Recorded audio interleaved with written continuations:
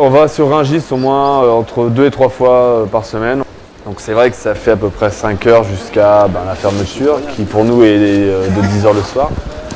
Donc il y en a qui ont des acheteurs qui vont sur Rungis et qui restent uniquement sur la boutique. Et moi je fais tout, du début jusqu'à la fin. Une fois qu'on a fait notre petit marché à Rungis, qu'on commence à ouvrir la boutique, à tout sortir sur l'extérieur. Et puis ensuite, on commence à préparer les fleurs pour les mettre en eau.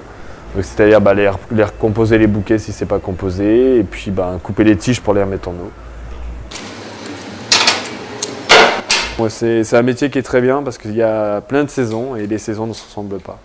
Il y a des fêtes à peu près tous les mois, Saint-Valentin au mois de février, Noël ou autre, et ça c'est bien.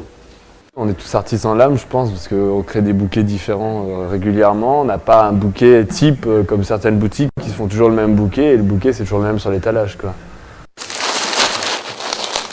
Je n'aimais pas l'école classique, donc je suis sorti de l'école classique à l'âge de 15 ans où j'ai passé un BTA paysagiste.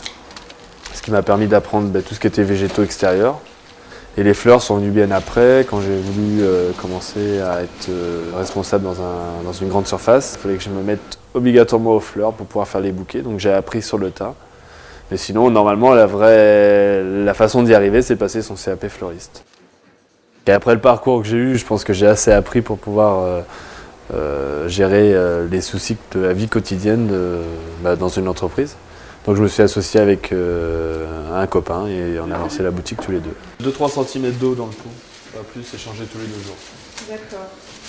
On va essayer de lancer la boutique, qu'elle fonctionne bien, et si elle fonctionne bien, peut-être un jour partir dans un gîte ou ouvrir un gîte, se mettre au vert en fin de compte. Et voilà, au revoir.